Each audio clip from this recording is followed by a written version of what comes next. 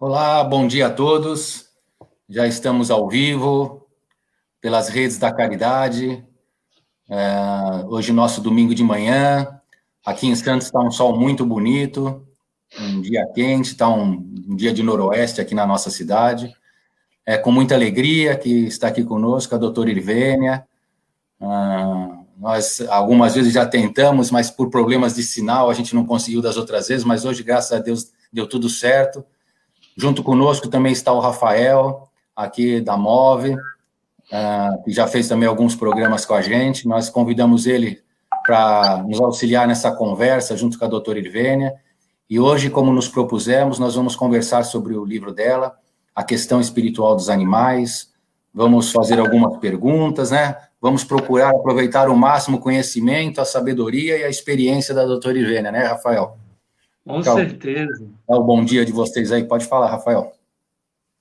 Bom dia também a toda a turma. Deus nos abençoe a todos e todas. É uma alegria dividir esse espaço aqui com o Wilson, com a querida doutora Irvênia. Primeira vez dividindo um espaço aqui juntos. E para mim é uma honra, você nem imagina. E estou muito feliz, né? Vamos conversar muito aí, auxiliando a consideração ética e moral com os nossos irmãos animais, né? A honra é toda minha, viu, Rafael, Wilson, porque eu falo que a gente que já está lá bem adiantado na terceira idade, a gente vai passando bastão, né? Eu fico muito feliz de ver que tem gente muito bem estruturada já vindo, assumindo essas coisas, né? O que eu falo de esse trabalho em defesa dos indefesos e conscientização das pessoas que lidam com os animais, né? Então, muito bom dia para vocês, Rafael, Wilson, e a todos os prezados ouvintes e audientes desse programa nas redes da Caridade. Bom, como a gente faz todo domingo antes de iniciar, doutora Irvênia, eu sempre coloco a oração de São Francisco, se a senhora me permitir. Eu gosto sempre de iniciar com a oração e terminar. E já falo para quem está assistindo, eu sempre tenho o costume de colocar o meu copinho de água aqui ao lado do computador para a nossa conversa. É isso aí. Para ser purificada, e no final a gente compartilha, né, de tomar dessa água e também colocar um pouquinho para os nossos animaizinhos, né? Então eu vou colocar aqui a oração de São Francisco para todos cantada, que é da mesma forma que a gente inicia o nosso trabalho do Evangelho dos Animais, todos os domingos no Luiz Monteiro de Barros.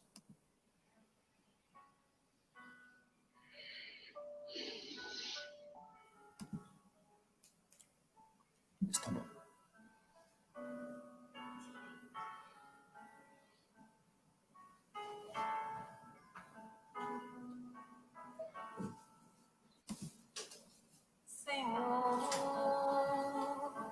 Fazei-me instrumento de vossa paz. Onde houver ódio, eu leve o amor.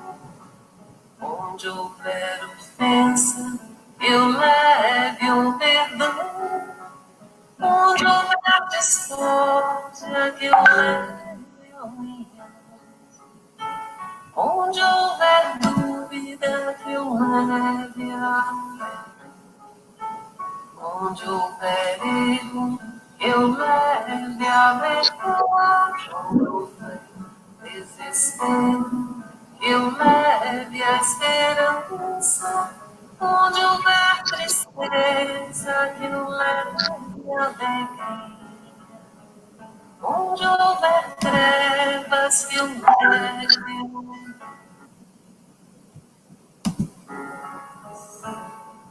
o mestre, fazer eu procuro consolar você, consolar compreender,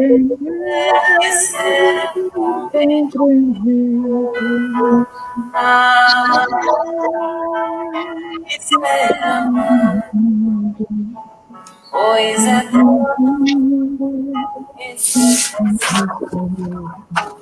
é perdoando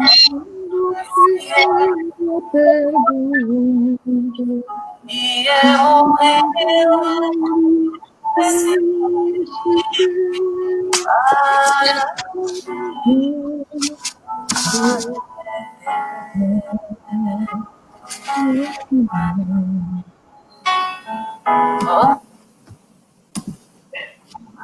Então, vamos agradecendo mais uma vez por estarmos aqui reunidos, pela essa oportunidade, e que possamos, na manhã desse domingo, aproveitar da melhor maneira possível os conhecimentos da doutora Irvênia, que cada um de nós possa aprender um pouquinho mais e empregar esse conhecimento na ajuda dos nossos irmãos menores, os nossos animais, né? Nossos pets, os nossos queridos companheiros de jornada.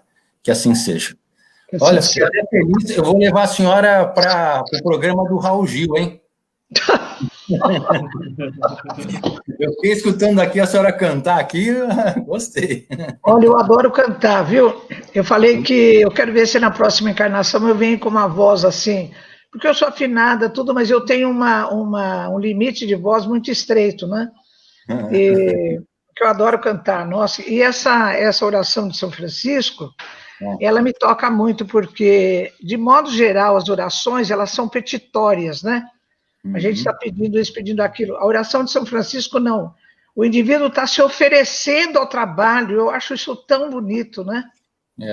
Fala, Senhor, faça de mim um instrumento da sua paz, onde eu ver isso. Olha, é maravilhoso. Essa oração, ela tem um significado, além do texto dela, a proposta dela, né, é do indivíduo se oferecer a serviço. É maravilhoso isso, maravilhoso. Não sei se a senhora viu, a Mirella hoje vai fazer uma live sobre a oração de São Francisco, sobre a servidão de São Francisco. Não, eu não vi. Eu vi há pouco no Instagram, eu não lembro de onde é que é, mas ela vai falar, eu achei um tema bem interessante. Se eu não me engano, é o modo de servir de São Francisco. Vou ver se ainda eu vejo isso e acesso. Mirella, para quem não sabe, é uma veterinária também que faz parte do NUVET de Pernambuco, mas hoje ela está residindo em Portugal. Qual que é a cidade, a senhora lembra, doutora Irvênia? Cidade do Porto. Ela está residindo lá com o marido, que é filhinho, mas é uma veterinária muito capacitada e é uma colega nossa, né?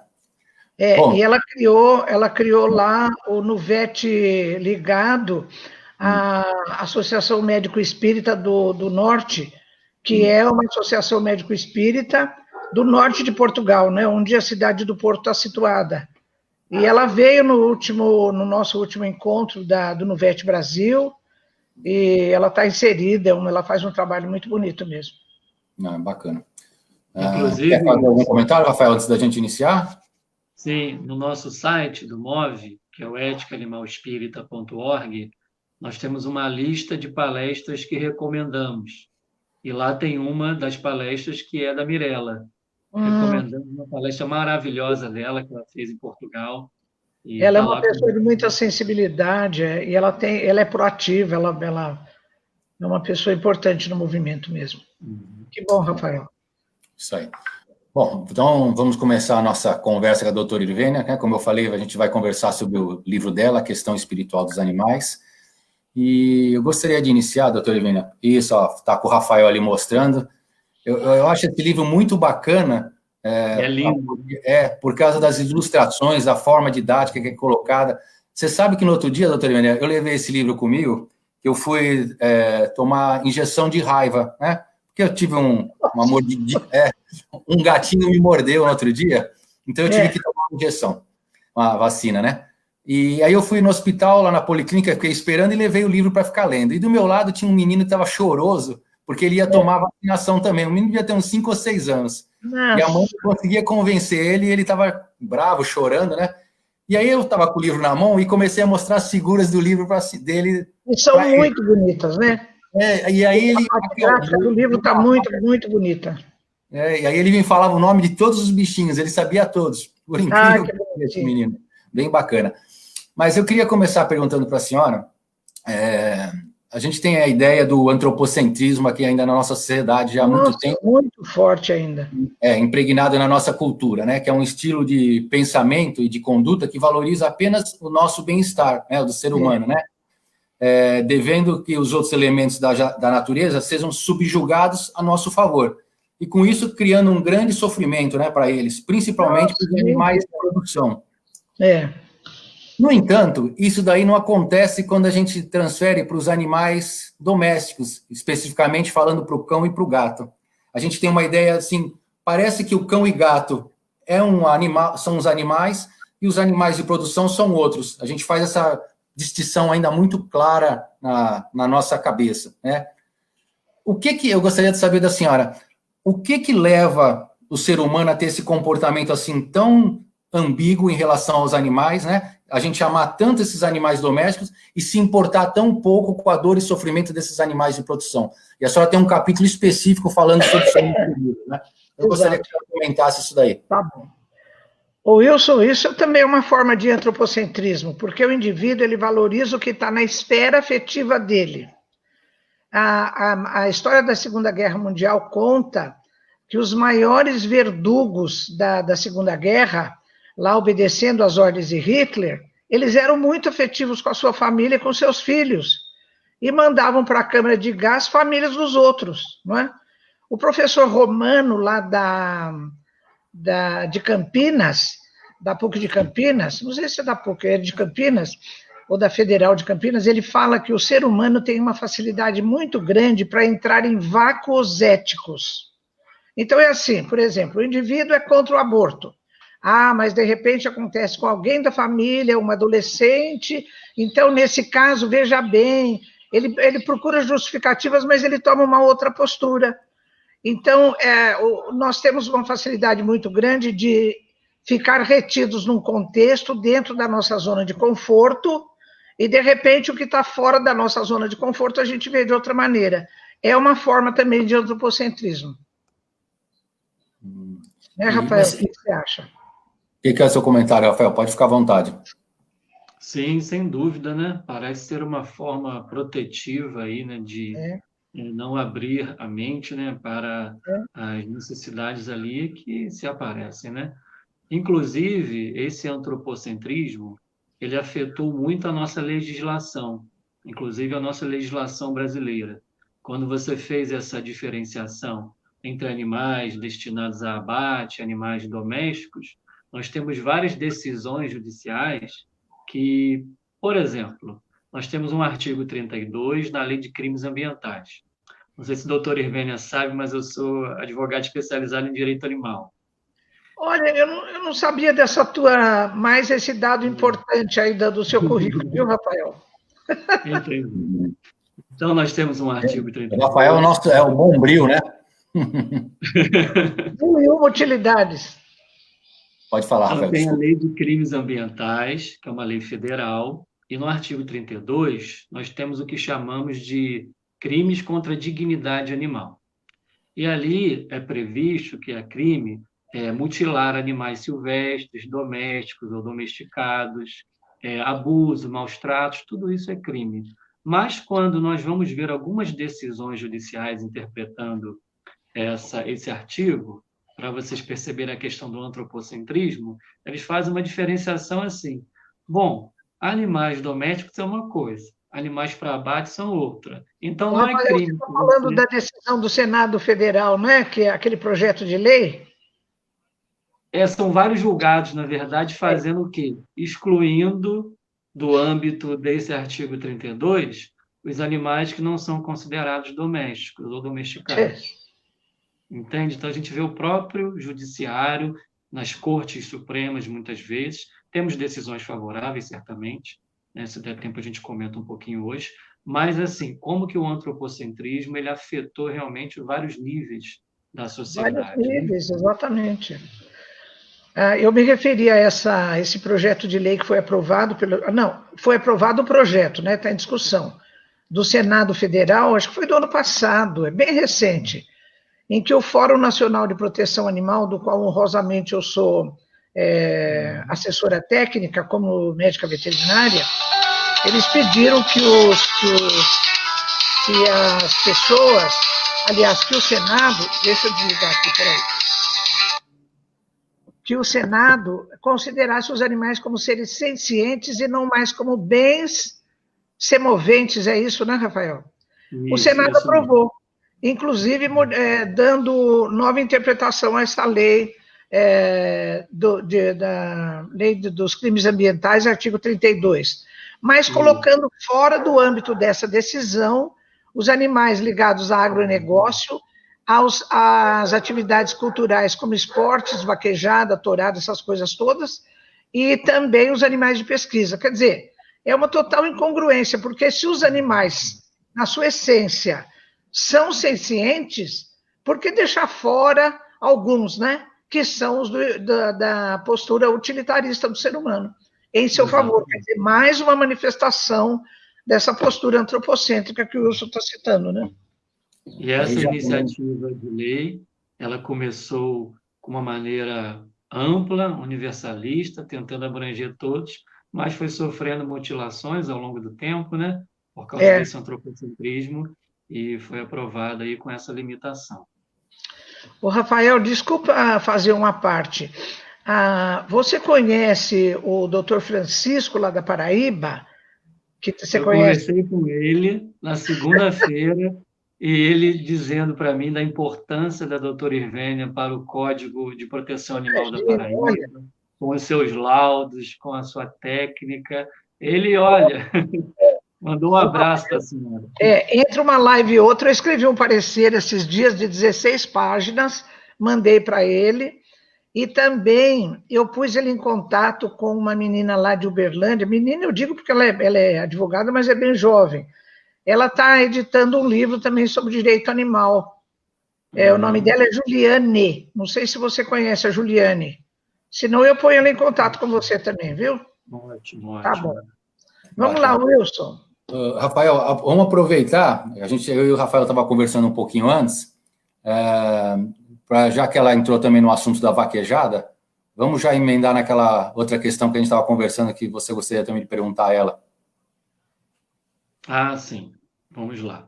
Eu separei uma perguntinha para a senhora, que é a seguinte. Deixa eu relembrar aqui, Wilson, que eu te mandei. Tem uma parte no livro da senhora, que é o capítulo 6, que é o sofrimento dos animais. Que página que está, Rafael, que eu estou com o livro aqui. Tá. Na página 176, a doutora faz um apanhado. Sim. A doutora faz um apanhado dos animais utilizados em espetáculos de diversão. Os deprimentes espetáculos de diversão. Exatamente. Então, ali a senhora descreve touradas, vaquejadas, provas de rodeio, farra do boi, puxada de cavalos, né? Nossa. Todos esses tipos... Rinha de galo, rinha de pitbull. Exato. Nossa, são coisas assim que eu mesmo, antes de despertar assim, para a causa animal, de ter uma formação nessa área jurídica voltada para os animais, mesmo no espiritismo ainda não ter me dedicado à questão animal, quando via na TV, né, enfim, essas atividades, eu ficava pasmo, como que isso pode ser considerado uma cultura ou um esporte? E no âmbito jurídico, legislativo, nós estamos tendo um problema sério com isso, né? Um retrocesso em relação a essa questão. Então, nós temos aí ideias legislativas para legalizar a rinha de galo. Nós tivemos uma emenda constitucional horrorosa que regulamentou a vaquejada, a prova de laço, coisas assim inacreditáveis, né? Um retrocesso realmente. E eu queria que a doutora comentasse sobre não só as dores físicas, mas também as dores psíquicas desses animais nessas provas, né? Nesses ditos esportes, ditos culturas. Imagina. Então, um extremo sofrimento. Olha, Rafael, acho que foi em 2002, eu escrevi um artigo na revista do Conselho Regional de Medicina Veterinária de São Paulo. E eu convidei, de propósito, para fins de apreciação jurídica, 2 professores da Unesp, Universidade Estadual Paulista, e 2 professores da UEL, Universidade Estadual de Londrina. Então, esse artigo, Rafael, ele tem autoria emanada de 3 universidades. A Universidade de São Paulo, a Unesp e a UEL. Nesse trabalho, eu trato das bases metodológicas e neurofuncionais da leitura de ocorrência de dor, sofrimento nos animais. E eu considero uma literatura que vem lá do Reino Unido a respeito desse assunto. Então, são 2 momentos. Primeiro, quando existe lesão corporal. Então, eu levantei uma porção de trabalhos, por exemplo, inspeção, laudo da doutora Rita Garcia, que é uma veterinária, junto com a Polícia Federal, ela ia nos rodeios e tal, então ela tem vários laudos, assim, ela estava lá e ela fez a apreciação, né? Mostrando que tinha lesão, tinha feridas na região da virilha provocada pelo sedem, tinha marcas provocadas pelas esporas, hematomas, enfim. E eu também levantei uma literatura de alguns autores que fizeram levantamento de lesões que ocorriam nos touros e nos cavalos em grandes rodeios universitários, rodeios, bom, enfim. Então, esse é um caso. Quando existe lesão, é muito fácil você supor que os animais sofreram em função disso, pelo menos dor física. Mas existem os casos em que não existe lesão corporal. Então, a gente tem que ter alguns critérios para fazer a leitura disso, né? Então, são sinais fisiológicos e sinais comportamentais. Entre os sinais comportamentais, cada espécie tem um repertório de comportamento, então, dependendo da alteração de comportamento, você aquilo considera dentro dos parâmetros metodológicos, você considera que seja um indicativo de sofrimento, né? Bom, mas os sinais fisiológicos, eles são, assim, mais materializados. Então, existe um conjunto de sinais chamada Síndrome de Emergência de Kennon, que é assim, Rafael. O Wilson é aluno de veterinária, ele acho que já viu isso. Por exemplo, nós, seres humanos, você está andando num campo, você vê uma cascavel. Então, de repente, aquela cena, ela aciona um mecanismo de defesa, que o americano corresponde a duas opções, to fight or to flight. Ou você luta, ou você voa, ou você foge da situação. Acontece simultaneamente uma porção de sinais que são determinadas pelo sistema nervoso autônomo simpático. Então, tem aumento de pressão arterial, aumento da frequência cardíaca, vasoconstrição periférica, eriçamento de pelos, secreção de alguns hormônios como adrenalina e cortisol e dilatação da pupila, a midríase. Então, como eu sei que esse sinal, a midríase, acontece junto com os outros indicativos dessa síndrome, Rafael, quando eu comecei a trabalhar nesses pareceres contra rodeio, eu fiz uma coisa abominável, eu gastei o dinheiro do meu suor, do meu trabalho, e fui numa banca comprar revistas de rodeio. Isso faz muitos anos, né? Não tinha o recurso da internet. Então, eu vi várias fotos em que os animais estão em midríase, uma coisa absurda. Então, eu peguei e levantei a tese dentro desse trabalho de que esses animais estão à vigência de estresse agudo, né? Então, isso, Rafael, a gente vê em todos os animais, assim. Quando eu fiz uma palestra uma vez, logo depois que eu identifiquei esse assunto, uma veterinária que trabalhava em linha de matança, em matadouro, ela falou, professor, eu já observei isso. Na linha de matança, então tem os animais em fila indiana, quando ele percebe lá na frente que o seu companheiro foi abatido, imediatamente ele entra em midríase. Então ele tem um sofrimento mental, ele entende o que está acontecendo. E isso hoje está comprovado por trabalho de ressonância magnética funcional em cães. Então, assim, tem vários autores que treinaram os cães para ficarem quietinhos dentro daquele horroroso tubo da ressonância magnética funcional, né? Eu falo horroroso porque eu sou claustrofóbica e eu já tive que entrar naquilo várias vezes, é muito difícil. Eu fico muito humilhada, né? Porque os cães entram lá e ficam quietos e eu fico toda com taquicardia. Bom, então eles mostraram, mediante vários estímulos auditivos, que os animais têm as suas áreas cerebrais marcadas nas diferentes situações, no mesmo padrão em que são marcadas as áreas cerebrais dos seres humanos quando submetidos à mesma situação. Então, os animais têm um cérebro, os mamíferos todos, têm um cérebro muito desenvolvido, com áreas funcionais muito sofisticadas. Então, tudo isso de que eles sofrem mentalmente está absolutamente confirmado hoje. No meu livro, Rafael, que eu escrevi lá pela faculdade, o Wilson acho que conhece, chama-se Neuroanatomia Funcional em Medicina Veterinária com Correlações Clínicas. Eu tenho ele aqui. Um dos últimos capítulos eu coloquei bases neurofuncionais da interação cérebro-mente.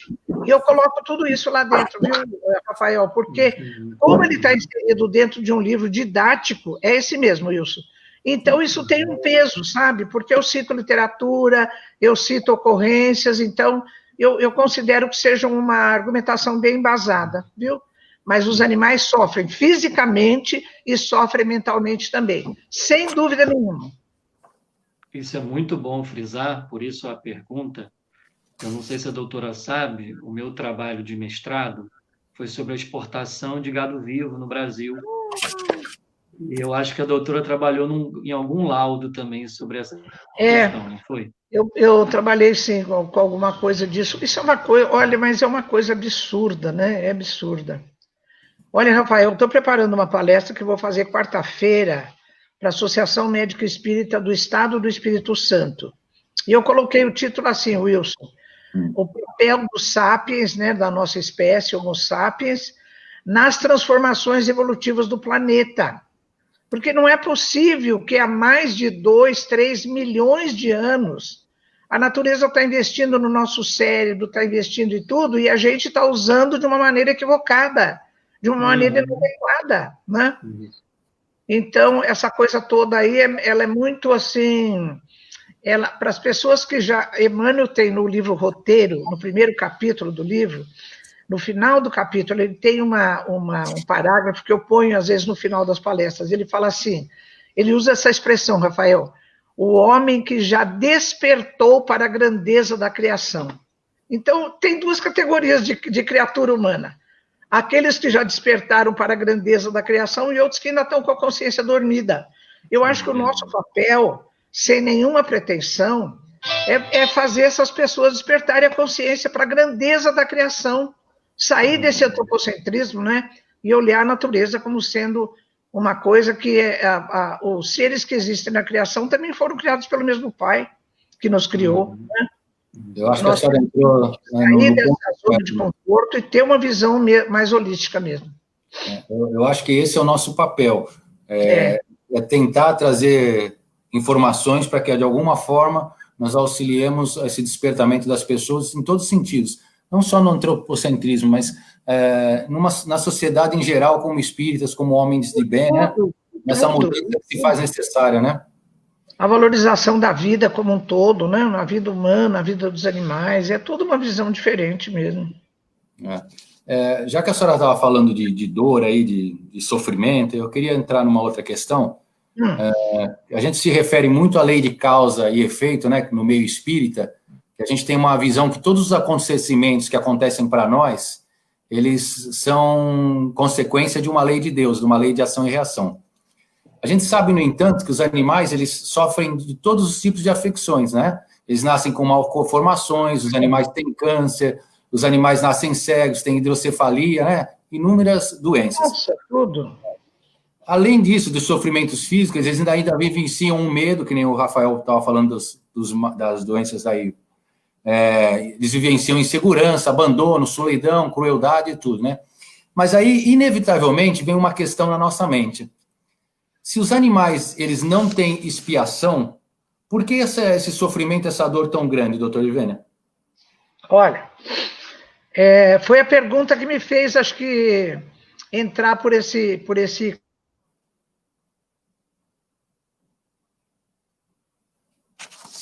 Opa! Congelou aí? Travou um pouco, travou, né? Vai voltar já. Você está me ouvindo, Wilson? Oi, agora sim, doutor Ivênia, voltou. Pode repetir, por favor.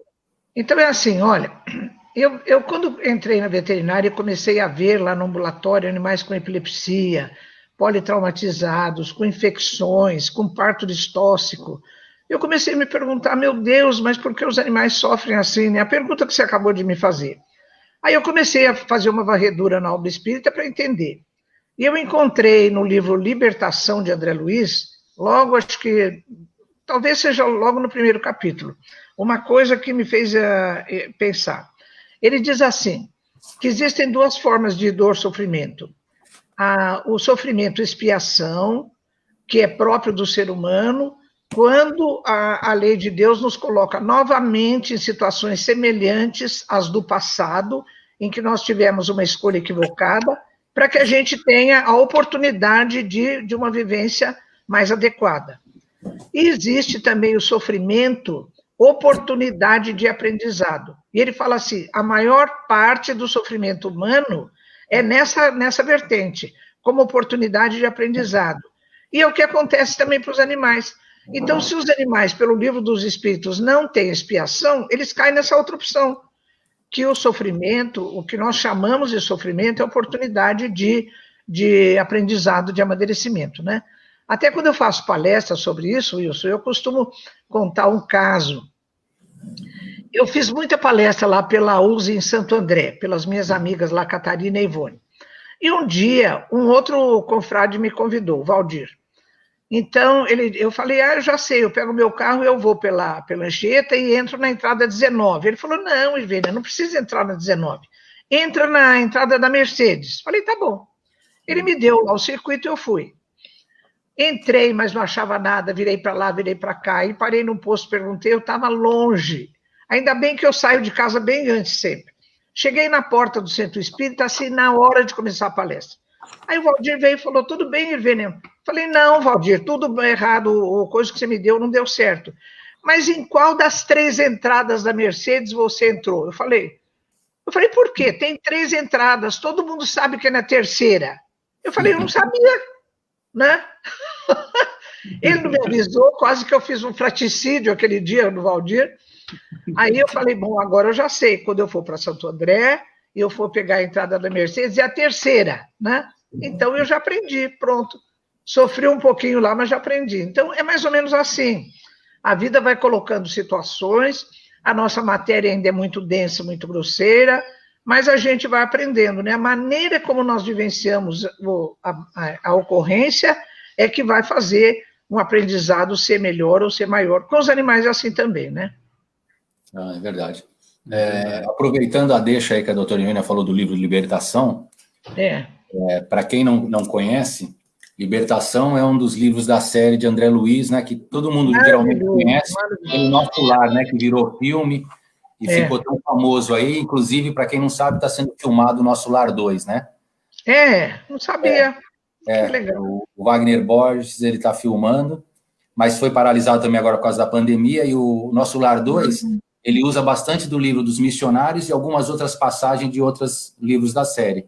Então, para quem só assistiu o Nosso Lar, fica a dica, porque são 13 livros da série de André Luiz, né, e no qual esse livro que a doutora Ivênia citou, Libertação, é um deles. Então, são livros que trazem bastante informação. Ontem eu fiz uma live, eu fiz um seminário sobre obsessão, e ontem foi a última parte. E eu terminei com no processo de remissão do processo obsessivo, com a maneira como o Gúbio, que é o mentor nesse livro Libertação, ele conduz, ele vai doutrinando Saldanha, né, que é o chefe de uma falange de 60 obsessores, para que ele bandeie para o lado do amor, né, e ele consegue, é maravilhoso isso. Então tá bom, Wilson, vamos em frente aí. Rafael, gostaria de fazer algum comentário, alguma outra pergunta agora para a doutora Ivênia? Ainda nessa conversa sobre a dor, na obra de André Luiz também, nós temos lá o livro Ação e Reação, no qual o instrutor Druso dá uma lição muito interessante, André Luiz, sobre os tipos de dores que há aqui na Terra. E um dos tipos de dores é a dor evolução. E ele vai dando alguns exemplos sobre essa dor evolução, que é inerente ao desenvolvimento das criaturas. Então, estamos falando daquelas dores que, pelo nosso livre-arbítrio, a gente violenta os outros, né? Sejam animais, sejam humanos. Há uma dor inerente ao desenvolvimento, despertar da consciência. Então, a dor evolução, ele cita alguns exemplos. Por exemplo, ele fala a semente na cova, o ferro sobre o malho, a criança chorando, o desenvolvimento dos órgãos, tudo isso faz parte de uma dor evolução, própria para a evolução. E já outras dores, como falamos aqui desses esportes, dessas culturas, né? Essas já não são dor evolução, né? Mas acabam sendo aproveitadas para essas criaturas, infelizmente, não é, doutor Irvênio? É verdade, é sim. Porque eu sempre falo, lá em casa eu tive muitos animais, muitos, nossa, quase todos eles pegos lá no pátio da faculdade ou na rua. Uma das minhas filhas, eu tenho 2 filhas veterinárias, a Cristiana, que é essa onde eu estou aqui na casa dela em Jabuticabal, ela desde criança, qualquer bicho que ela encontrava na rua, sarnento, atropelado, levava para casa. Uma vez eu disse, falei, olha, minha casa é um asilo veterinário, porque assim, tudo quanto é bicho estropiado ia cair lá, né? Então, eu sempre ficava pensando que os animais, eles têm uma capacidade de resiliência, de coping, né, como se diz na área da saúde. Eles estão doentes, eles ficam quietos no canto deles, eles não reclamam, eles não ficam, porque o que será que eu fiz no passado? Por que Deus está me castigando? Né? Esse tipo de bobagem que a gente ouve do ser humano.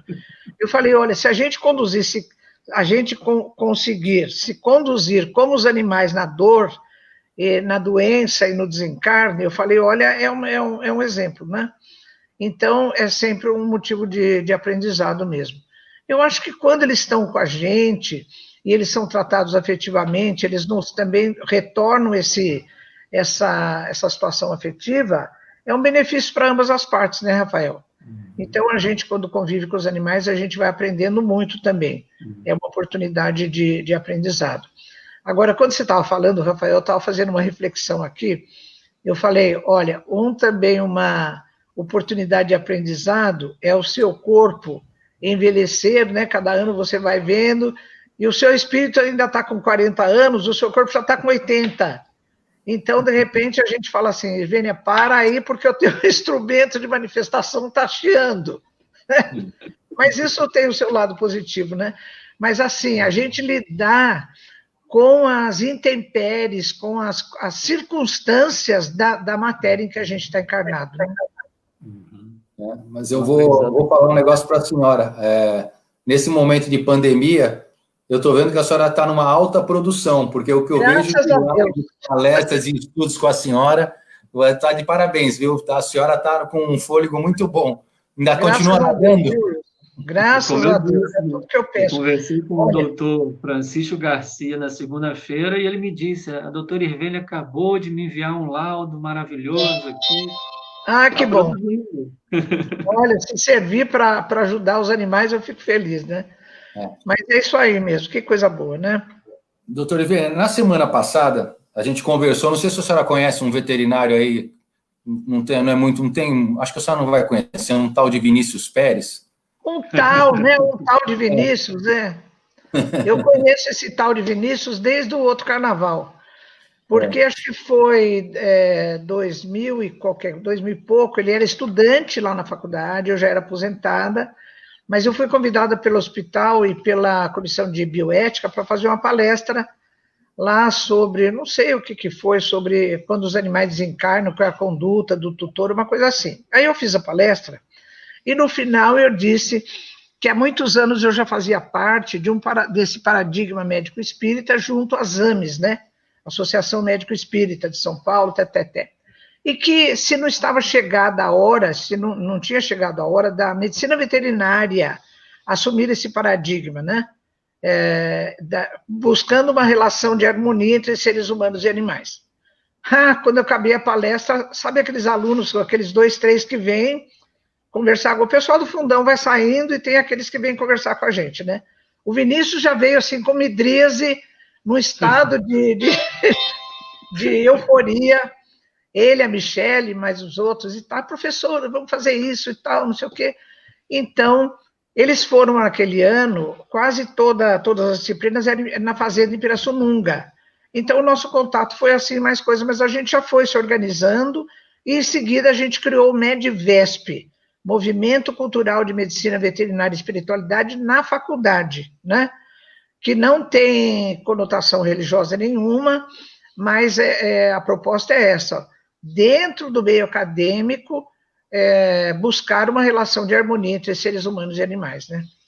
Então, esse movimento assim, é pioneiro, ele está parado já faz quase um ano, porque eu tive umas pancreatites aí por esse meio, e também a gente quer dar quer reforçar o perfil que a gente acha importante, né? Mas é bem por aí mesmo. Então, e aí, por que eu entrei no nome do Vinícius? Porque a gente conversou bastante sobre cuidado paliativo, né? E não tem como fugir do tema eutanásia. Ah, com certeza. E eu gostaria de saber a sua opinião, porque a senhora tem uma experiência muito grande, muitas pessoas não sabem, mas a senhora tem um conhecimento profundo, trabalhou por quantos anos na USP, lá que a senhora foi a... Olha, eu acho que vocês vão chegar na idade com que eu trabalhei na USP, 44 anos. Então, na cadeira lá de neuroanatomia, né, tem esse livro dela de neuroanatomia que é fenomenal para a gente estudar, tem uma grande experiência como espírita, né, como ser humano, como médica veterinária. Então, eu gostaria de saber a opinião pessoal, tá, da doutora Irvênia Prada sobre a questão da eutanásia nos animais. Eu gostaria que a senhora nos falasse um pouquinho sobre isso. Como você sabe, o Rafael também tem um capítulo aqui nesse livro, a questão espiritual dos animais, sobre eutanásia, né? Eu pesquisei muito esse assunto na obra espírita, porque, assim, em relação à eutanásia do ser humano, não há dúvida, basta pegar aquele livro de André Luiz Obreiros, A Vida Eterna, ele trata de 4 desencarnes, um deles é por eutanásia, e é um verdadeiro desastre para o espírito, né? Então, eu fico pensando, falei, meu Deus, o princípio inteligente dos animais é da mesma natureza do espírito humano. O que existe de diferença é o momento evolutivo, porque a natureza é exatamente o mesmo. Tanto que no livro dos Espíritos tem uma questão que Kardec pergunta, o que é o espírito? E os espíritos respondem, o princípio inteligente do universo. Né? Então, não tem as pessoas que são especificistas em relação ao ser humano, acham que o ser humano é um ser à parte na natureza, querem falar, mas depois dessa transformação, o espírito não tem nada a ver mais com o princípio inteligente dos animais. Como não tem, né? Claro que tem. Então, eu sempre digo assim, a gente precisa ver qual é o critério de classificação. Então, se você vai falar quanto ao momento evolutivo, você pega uma laranja e uma semente de laranja, uma laranjeira, todas elas, a semente de laranja, a fruta e a árvore, têm a mesma essência, que é diferente da essência da melancia, do caqui, do mamão e assim por diante. Agora, quanto ao momento evolutivo, tem diferença, porque uma está no momento, está no outro. Assim é o princípio inteligente dos animais e o espírito do ser humano, né? Considerando isso, Wilson, eu acho que a nossa postura, enquanto espírita, enquanto cidadão e mesmo enquanto médico veterinário, é absolutamente contra a eutanásia, porque eu não sei, eu não tenho informação consistente a respeito das consequências de uma eutanásia nos animais, né? Felizmente, agora já existe esse novo ramo da medicina veterinária que o Wilson que assumiu, que é dos cuidados paliativos, né? E também os cuidados de cada pessoa. Foi muito bom você me fazer essa pergunta, Wilson, então eu declaro, eu sou absolutamente contra a eutanásia nos animais, porque a gente não tem informações consistentes se isso não é prejudicial para eles quando desencarnados, né? Bom, eu tenho visto no meio espírita várias posturas dos confrades, eu respeito a postura de cada um, mas às vezes eu fico questionando o critério, né? Então, um dos confrades diz assim, é possível eutanásia em animais, porque como eles não estão sujeitos à expiação, para eles não tem expiação, então, mas esse argumento para mim ele é totalmente falho. O fato de você também ver um critério, olha, se esse sofrimento está ou não sendo útil para o seu processo evolutivo, que elementos nós temos para dar consistência a esse critério, né? Então, eu respeito a postura de cada um, mas na minha postura, eu tenho esse critério, eu não tenho elementos para confirmar que a eutanásia nos animais é um procedimento que vai beneficiá-lo, né? Enquanto princípio inteligente desencarnado. Wilson, eu gostei muito que você me fez essa pergunta, porque eu já soube de 2 confrades espíritas, um deles, inclusive, é médico veterinário, que fala que eu sou favorável à eutanásia, que está escrito no meu livro. Eu acho que foi uma leitura equivocada, ou talvez eu não tenha me expressado bem. Por quê? Tem um determinado momento em que eu digo assim no livro: eu considero os casos banais de eutanásia, né? Então, é assim, a pessoa chega no consultório do veterinário, chega lá na faculdade e fala, eu vou mudar de casa para apartamento, então eu prefiro eutanasiar um animal do que deixar ele para outra pessoa, né? Então, são casos banais, assim, ele começou a ficar com a urina solta e tudo mais. E tem os casos extremos, dramáticos, que eu vejo em medicina veterinária. Então, é assim, frente aos casos dramáticos, cada pessoa que é responsável pela eutanásia, seja médico veterinário ou que vá decidir, seja o tutor, é da responsabilidade dele, não é? Então, às vezes, as pessoas me ligam ou passam a mensagem, professora, a minha cachorra está isso, está aquilo, se fosse sua, o que a senhora faria? Cada um tem que assumir a responsabilidade da sua escolha, da sua decisão.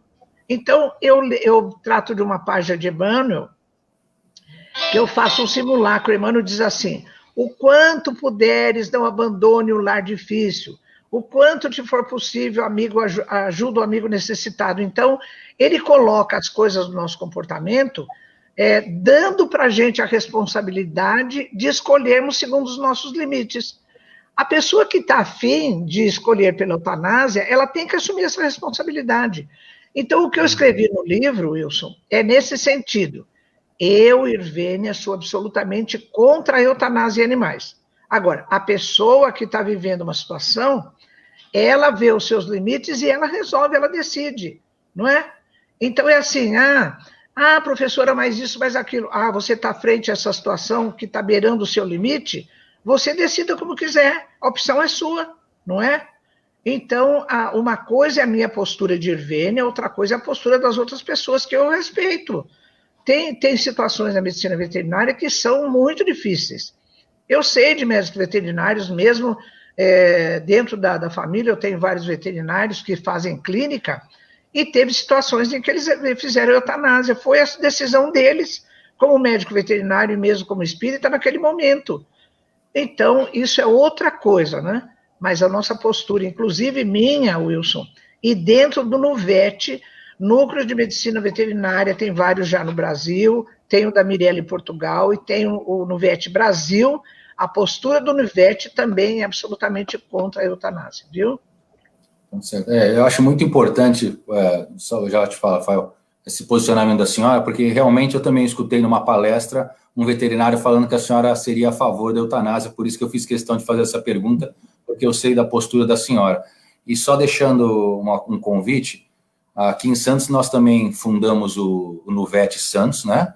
A qual a doutora Paula está como presidente, né? E a gente está fazendo também o estudo semanal do livro da doutora Irvênia também, que é a questão espiritual dos animais. Então fica o convite, esse estudo ele é aberto a quem quiser se interessar, não só a veterinários. Nós estamos com um grupo aí já de mais de 30 pessoas estudando. Então fica o convite para quem quiser, manda uma mensagem para a gente que a gente insere no grupo de estudos. Ô, Wilson, e as observações que vocês forem fazendo, passa para mim que depois alguma coisa eu posso ter uma outra postura, a redação de uma outra maneira em próximas edições, né?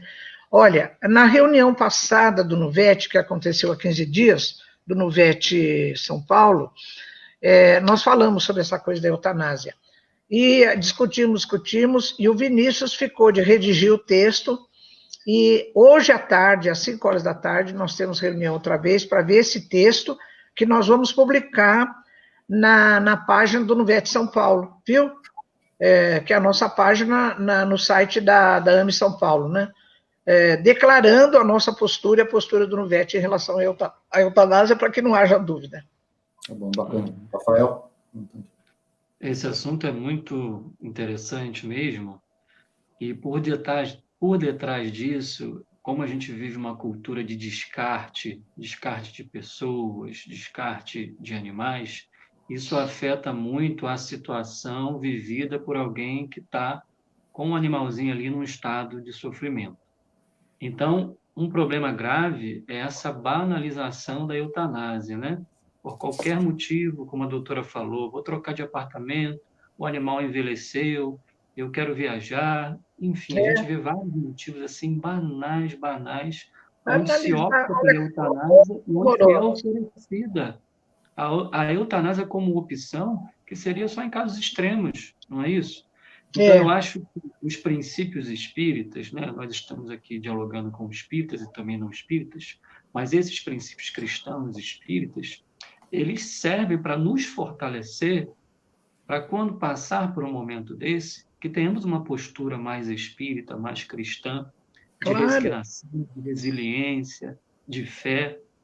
Eu já recebi muitos retornos de companheiros que quase optaram pela eutanásia, mas oraram muito, usaram a terapêutica espírita e as coisas aconteceram sem precisar da eutanásia. Então, é usar também os recursos, né, espíritas, terapêuticos, de fortalecimento, nesses casos também. É difícil, é doloroso, é trabalhoso. É muito difícil. A gente tem essa sensibilidade em relação a isso. Mas, nesse caso também, vamos usar, né, a terapêutica e o conhecimento espírita para nos fortalecer. O Rafael, o que você falou da prece é uma coisa... Olha, a prece é um meio assim... Eu estou até querendo montar uma palestra sobre a prece, porque tem coisas extraordinárias, né? E reforçando o que você falou, ou concordando com o que você acabou de falar sobre a prece, tem uma pessoa, minha conhecida, e a cachorra num estado lamentável, e ela me ligava e tudo bom. Foi indo, ela decidiu pela eutanásia. Ela pôs a cachorra no carro atrás e foi rezando. Ai, Jesus, me perdoa, eu quero coisa e tal, mas chegou no meu limite. Tá bom. Quando ela chegou lá, ela foi tirar a cachorra do carro, a cachorra já tinha morrido, já tinha desencarnado. Então, acho que o plano espiritual falou, tá bom, então já sei, chegou a hora dela, e você, né?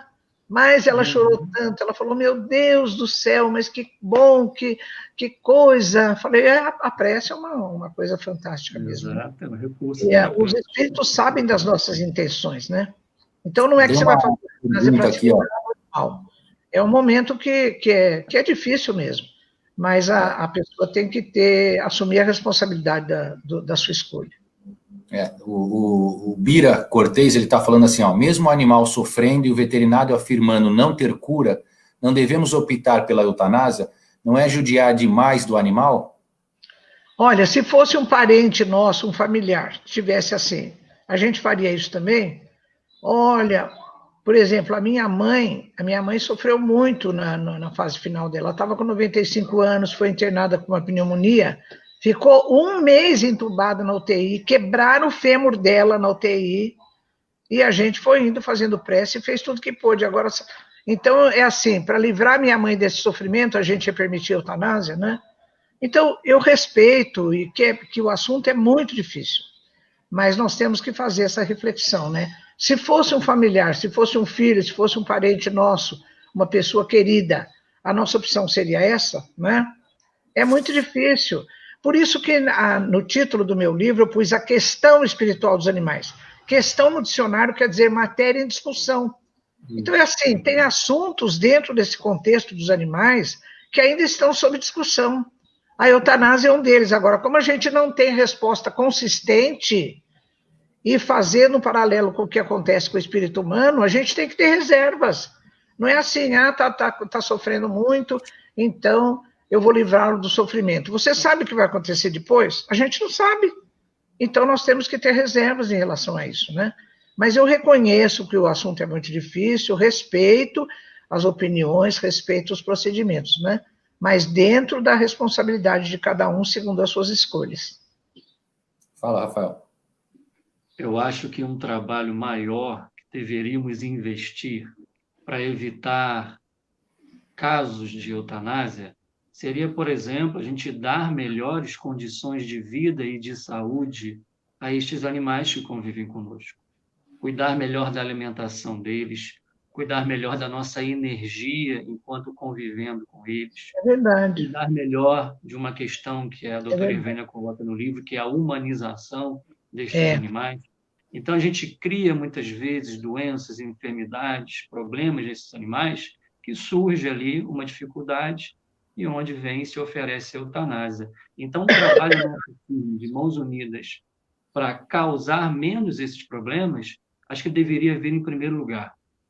É verdade, Rafael, isso mesmo. Eu acho que essa associação é bem colocada. Aproveitando então isso daí, eu gostaria de falar um pouquinho sobre assistência espiritual dos animais, para os animais. E aí eu vou pedir licença para ler uma frase que eu retirei do seu livro, no capítulo do Herculano Pires, na sua obra Mediunidade, Vida e Comunicação, né? Que ele escreve, né? Olha, Herculano é tudo de bom, né, Wilson? Meu Deus, que criatura iluminada. Então ele fala assim, ó, a assistência espiritual aos animais é possível e grandemente proveitosa. O animal doente pode ser socorrido por passes e preces e até mesmo com os recursos da água fluidificada. Então, pensando nessa colocação aí do Herculano e outras colocações nas obras espíritas de Emmanuel, de André Luiz, hoje muitos centros espíritas estão iniciando esse trabalho de assistência espiritual para os animais, até exemplo do que nosso que a gente faz aqui aos domingos no Luiz Monteiro de Barros, o qual a gente deu o nome de Evangelho dos Animais. Eu gostaria também de saber a opinião da doutora Irvênia. Também seria um cuidado paliativo, seria uma assistência para recuperar a saúde? Muita gente fala assim, mas será que confunde cuidado paliativo com apenas um placebo? Qual é a sua visão dessa assistência espiritual para os animais? Não, assistência espiritual não é um placebo, né? Ele é uma coisa efetiva. Agora, nem sempre a assistência espiritual ela visa a melhoria da saúde, a vida continuar, porque às vezes a assistência espiritual ela faz com que o animal tenha um desencarne mais tranquilo, né? E também o seu tutor veja esse desencarne com mais tranquilidade. Agora, a assistência espiritual ela ainda é muito... É um assunto que determina muita resistência no meio espírita, né? As federativas são, assim, uma coisa impressionante. A própria FEB, há uns poucos anos, eu fiz uma entrevista lá no jornal, que é o Semeador, o Reformador, e eles me fizeram uma porção de perguntas. A última pergunta foi assim: se eu percebo que a relação entre seres humanos e animais ela está melhorando. Eu falei que sim, que então a gente vê que tem isso, que tem aquilo, mas que ainda existem muitas coisas. Por exemplo, ainda a maneira como os animais são criados industrialmente, a maneira como eles são utilizados em espetáculos de diversão, e ainda a resistência que o meio espírita tem em relação à prática de assistência espiritual a animais. Bom, quando o artigo veio, me mandaram a revista, eles cortaram esse pedaço. Eu falei, olha, eu trabalho nessa coisa de divulgação há uns mais de 30 anos, nunca aconteceu de eu escrever um artigo ou ter uma entrevista e cortarem sem pelo menos eu saber, né?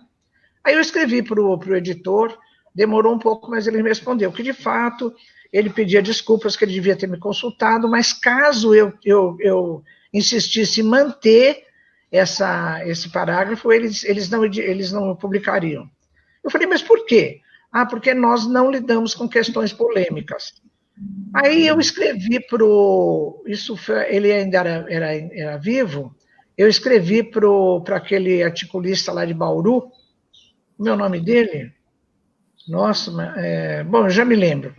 E ele falou, Irvênia, não se aborreça, porque eu sou articulista também do Reformador há muitos anos, e ele falou que escreveu um artigo uma vez sobre a criança índigo, que é esse conceito bem controvertido no meio espírita, né? Também não publicaram. Então eu falei, Irvênia, deixa quieto. Então, Wilson, é assim, viu, Rafael? Essa coisa de uma questão nova, embora tenha na literatura, André Luiz fala da assistência espiritual, Emmanuel fala, Herculano Pires fala, né? Então tem essa coisa, porque esse antropocentrismo, queira ou não, ele permeia as instituições todas. O direito é eminentemente antropocêntrico, né, Rafael? Vocês não são dessa época, mas tem um filme brasileiro que foi premiado no Festival de Cannes, lá na França, que é daquele indivíduo que ele faz uma promessa para que o burro dele melhorasse, né? Aí ele faz uma grande cruz para dentro da igreja. Quando ele vai entrar na igreja, o padre vem e fala: que promessa que você fez? Quando ele falou que foi para o burro, o coisa falou: não, o burro não é objeto de promessa, que isso? E não deixou ele entrar. Aí todo o enredo do filme é em volta disso, né? Como é que se chama esse filme? O Pagador de Promessas. O Pagador de Promessas, é. É na década de 70. Foi um filme, inclusive foi premiado, um filme maravilhoso, né? Tem no YouTube, para quem quiser assistir. Então a gente tem que ter paciência, porque essa resistência faz parte desse contexto, desses resíduos culturais que nós temos, né? Então, haja vista o fato de que nós já fizemos 6 eventos na Federação Espírita do Estado de São Paulo, do Nuvete São Paulo, e no primeiro, segundo, as pessoas veganas e vegetarianas, Rafael, não tinha opção na lanchonete, não tinha um salgadinho, nenhum, nem sanduíche que fosse vegano ou vegetariano. Aí a gente começou a pedir, a insistir, vai lá falar, a Paula foi outra vez, vai de novo, telefona, aí eles começaram a colocar alguma coisa, né? Na FEB, né, Wilson, você já foi o ano passado, nós já fizemos 2 eventos lá, também não tem. Na lanchonete não tem nenhum alimento vegano ou vegetariano. Aí a gente começou a falar, o máximo que tinha era pão de queijo, para quem é vegetariano, né? Para quem é vegano não tinha nada. Então a gente tem sim que ter paciência, porque quem sabe a gente fez parte desse contexto, até foi ativista desse contexto, do qual nós não fazemos mais parte, graças a Deus, para a gente conseguir ir levando isso lá dentro para as pessoas entenderem. Por isso que eu sempre fiz questão, viu, Rafael, de fazer os eventos do Nuvete São Paulo dentro da Federação Espírita do Estado de São Paulo. E fazer o evento do Nuvete Brasil dentro da FEB em Brasília. Que é para colocar esse assunto lá dentro, não é? Para as pessoas precisarem ouvir. A senhora sabe... Fala, Rafael, pode ir lá. Vai lá. Eu tenho feito, doutor Irvênio, uma proposta pública, não sei se a senhora concorda, e já fiz também para a Federação Espírita Brasileira. A FEB tem aquela campanha em defesa da vida, muito linda a campanha, e tem aqueles livretinhos em defesa da vida contra o aborto, contra as drogas, contra a eutanásia. Nossa, maravilhoso. Em defesa da vida do animal. E eu me coloco à disposição, já me coloquei à disposição para preparar o material. A gente junta ali as mensagens dos espíritos, as mensagens da ciência, e faz uma cartilha em defesa da vida e distribui. Imagina que lindo e que contribuição não daria a gente entrar no espaço espírita, nossa, demais. Na bancada em defesa da vida dos animais. E até mesmo, doutor Irvênio, uma recomendação, uma fica-dica que nós temos feito também no MOVE, é uma orientação nutricional a exames, associações médicos espíritas, no seu site, talvez. Olha, mas é uma dificuldade, meu Deus do céu. Colocar ali, porque, por exemplo, as igrejas adventistas, os órgãos delas, de medicina, de nutrição, orientam os seus adeptos sobre uma alimentação saudável, vegetariana, vegana, para quem for, né? Olha que bacana se nós também fizéssemos isso. Nossa, a gente tem tanta coisa para fazer, né? Humana. Mas, Rafael, isso é uma ideia maravilhosa mesmo, né? Mas vai chegar o momento, né? A gente vai... Emmanuel mesmo fala que, quando eu falo nesse capítulo de comer ou não comer carne, Emmanuel mesmo diz que o nosso próprio perispírito, ele tem eflúvios da alimentação carnívora, que isso é uma situação milenar, né? E que, então, nós precisamos fazer essa mudança, a quem quiser, tiver essa proposta, fazer uma mudança gradativa, né? Para a gente ir assumindo essa coisa. Mas as coisas vão chegando, né? Vão chegando. Mas é toda uma coisa assim de persistência mesmo, né? De persistência. Perseverança. Nós estamos chegando aí a uma hora de conversa e a gente tem que... Nossa, já chegou? A gente tem que ir indo para finalizar, porque senão fica...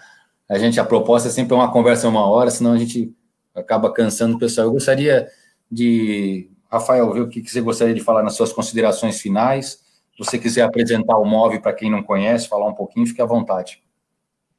Sim, né? Então, eu estou super satisfeito com a nossa conversa. Infelizmente, acaba muito rápido, né? Hoje nós estaríamos, se lembro bem, o Wilson e o doutor Irvênio, num seminário em Santos, não é? É verdade, Só é que com a verdade. pandemia, Verdade. não pôde fazer, né?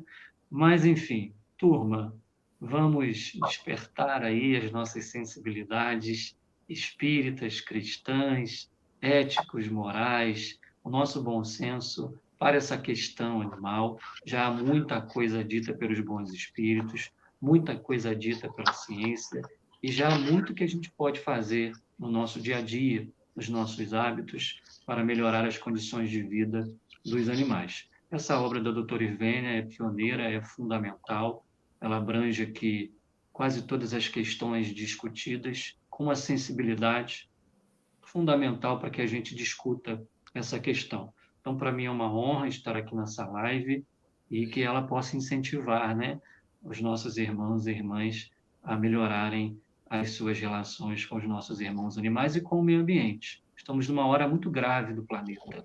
Verdade. As questões ambientais estão muito Nossa, muito sérias, né? Então, cada passo rumo a essa regeneração, a esse religar nosso com os animais, com a natureza, é fundamental. E conte com a gente. Aqui eu estou representando o MOVE, que é o Movimento pela Ética Animal e Espírita.